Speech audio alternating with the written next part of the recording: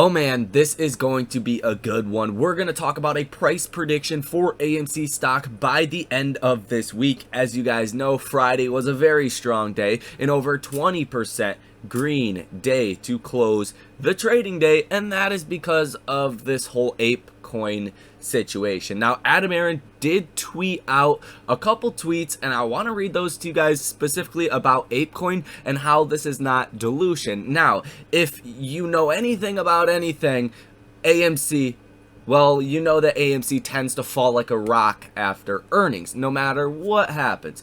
But this time we actually rallied 20%. That's because it's exposing synthetic shares, and hedge funds don't want to be exposed. So what do they have to do? They have to go out and buy AMC stock. So essentially, everyone would get their ape share, and there wouldn't be those synthetic shares that get exposed. And that's why I think you will continue to see some bullish momentum in this week, but we'll talk about it with more clarity here throughout this video. So let's get straight into it. First thing Adam Aaron said 23 hours ago: let's clean up some FUD. Our new stock dividend of 1/8 means we give one AMC preferred equity unit, preferred stock that will trade on the New York Stock Exchange with the symbol APE.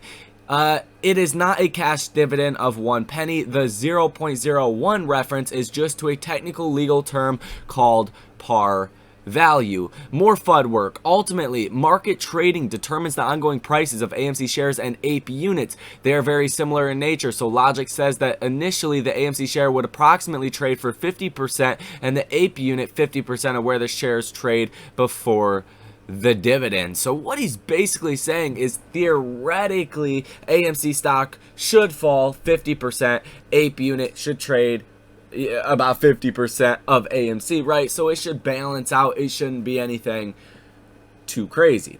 But what we're actually seeing is like I explained just a couple of minutes ago, is that hedge funds don't want to be exposed. So even though this should make AMC fall, it should make APE balance out with AMC, it should still be a net positive to everyone. That's why it's a dividend, right? But it's creating a lot of buying pressure when it really shouldn't, and that is because of the synthetic shares out there and potentially, you know, exposing synthetic shares. They don't want to expose themselves. The only way that they can get around that is by buying shares of AMC. Now, okay, what did I do? Oh, what did I do? I messed up. Just 1 second. We'll go back to these tweets. He says, biggest FUD of all on dilution, some misunderstanding or trying to scare you.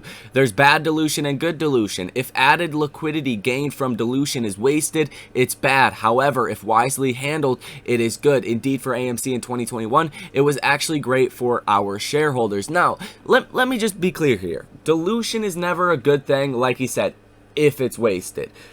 But that's what the stock market is for. Now, I'm not saying this is dilution because it's not, but they can raise more money with the ape shares at some point if they plan to do that in the future. Now, who knows? They probably will, but let's just be clear. The stock market, that's what it is for. That's why you can invest in public companies as a retail investor, is to give them your money so they can do better things with it, so they can invest. That's why the stock market was created, is to issue shares, to sell shares, to grow your business. So just wanted to put that out there, a little fun fact if people didn't know. That's why the stock market actually exists. Now, it says, as for U.S. income taxes, this should all be tax-free to you. There's no tax owed on the ape when you get it.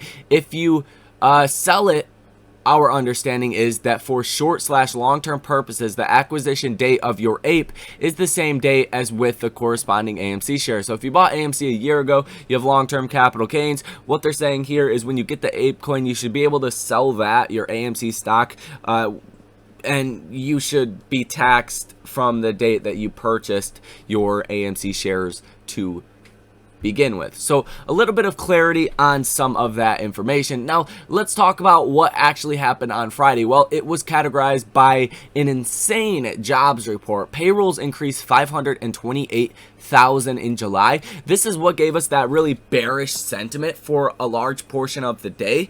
And what that really did was make the future expectations of rate hikes go up quite dramatically. The markets went from pricing in a 75 basis point rate hike with only a 19% probability on Thursday. Coming on Friday after this payroll report, we are currently sitting at a 52% chance of a 75 basis point rate hike. So it went from not likely to likely based off of this report, and that's why you did see some downside in the markets on Friday. S&P was down about 1% at one point in the day, all the way down to 409.26. We did end up closing the day down about 0.30% on the S&P, so not a big move relative to the data that we got and what the markets are now pricing in for the Fed. Now, as far as what to expect this week in economic data, it will be important to the grand scope of things, but I don't think it will necessarily affect AMC stock all too much. You do have on Monday, nothing. On Tuesday, nothing. On Wednesday, you do have the CPI, the inflation rate year over year for July, and the core CPI. That comes out at 8:30 in the morning on Wednesday. That's going to be the biggest data point. That's really going to be the thing that could really move the markets 2 to 3% in either direction. The markets are expecting inflation to come in at about 8.7% year over year. So that would be a decrease of about 0.4%. If that happens, that's going to be somewhat bullish. It might already be priced into the markets though, so be careful of that. If it comes in higher than 9.1%, well, you're going to see some substantial downside, and be prepared for that one as well. Now Thursday, you do have PPI month over month for July. That's going to be important as well, but not as important as CPI. So I think you'll get that digestion coming Wednesday as well with the CPI report. But on Friday, you actually do have something that is very important. You have the Michigan Consumer Sentiment Preliminary Survey for August. Now what this does is it goes over wage expectations, inflation expectations, consumer demand, how people are feeling for the month of August. And these surveys always move the markets, and especially right now in 2022, they have been very, very important. So that's something I'll also be watching very, very closely as well. Now let's talk specifically about AMC stock. Let's go over the Ortex data and the option activity. So on Friday, you've seen a lot of interesting call options coming through. In August 12th, $24 call. January 20th, 2023, $145 call. A lot of these further out the money options that are coming through, and most of them are calls. As you guys can see, this is very, very bullish. You have seen some large put orders, like in August 12th and in August 5th, $28 put for 180,000 and 156,000. But nonetheless, a lot of this option activity was bullish. 133 orders on Friday, totaling $12.18 million. Positive order value of 45%. Over the past week, 248 orders, totaling about $20.64 million. Positive order value of 54%. So can't argue with that. As far as the short interest of free float, that's sitting at 18.4%. Free float out on loan, 24.71%. Shares out on loan, 127.33 million. Days to cover, 2.99. Cost to borrow at 9.26, and 100% share utilization. Now the cost to borrow max is sitting at 12.51%. So that's better than what you're getting with the cost to borrow average at 9%, and the cost to borrow minimum at about 4.5%. So all in all, you got to be bullish on what you're seeing here, and you got to be bullish on just overall what happened on Friday. Usually we fall like a rock after earnings, especially over the last 4 earnings reports. You have just fallen off a cliff after earnings come out. It's very, very rare that you see a positive day after earnings, let alone a 20% positive day, and that's because of this ape share, and that is because the synthetic shares that will be unearthed and discovered if these hedge funds don't go out and buy AMC stock. So that's really what we have in store for this week, and I think this could really continue the bullish momentum with AMC stock. Well, why is that? Because we broke out above the 200-day moving average. That is at $21 flat. And why is that such a good sign? Well, because it's a total change in trend. Well, when you break out above any moving average, it's key, but really that 200-day moving average, that's a long-term trend change, and we have not been above that since December of 2021. And even the 100-day moving average, we're now firmly above that as well, as you guys do know, and we were above that for about 3 or 4 trading days back here in March. But besides that, we have not been above the 100-day moving average since November 23rd.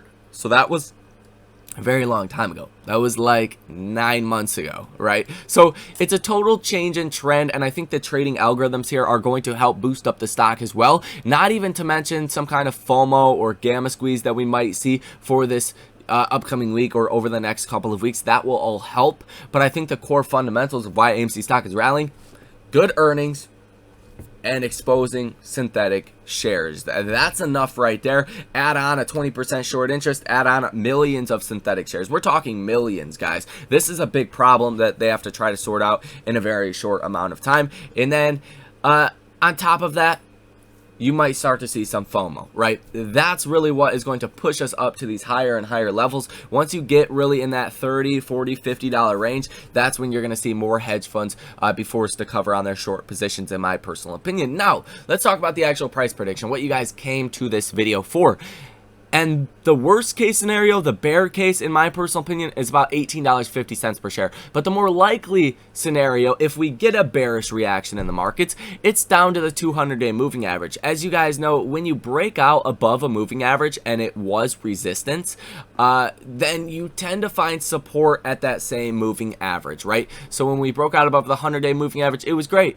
But then you come down and you actually find support around that moving average. So that's what I would expect if we see a bearish reaction. We're about $1.50 above that as of right now, so we do have some room to fall potentially on Monday and come down to that 200-day moving average, find support there around $21 per share. That's the worst case. The bear case scenario, I won't say worst case scenario, that's the bear case scenario. The bullish case scenario is that we can make our way close to about $30 per share. That's kind of what I expect. I expect, you know, either a hold up support at 21, possibly go as low as $18.50, or go to $30 per share. I don't think this momentum is really going to just fade away, especially after something that is so substantial to AMC, exposing synthetic shares. Like, nobody wants that. That's why they're going out and buying AMC stock. That's it. That's the bottom line. So I think that either culminates into a bigger rally this week, or potentially we get pushed back down to the 200-day or 18.50 for the share price. So that is pretty much going to be all for this video. MACD extremely bullish now as of just a couple of days, and the RSI is on the overbought side, but doesn't necessarily mean that AMC stock has to come down in a big way. So that is going to be all for this video. Hit that like button and subscribe to the channel if you guys have not already. Thank you for watching, and I will see you in the next one.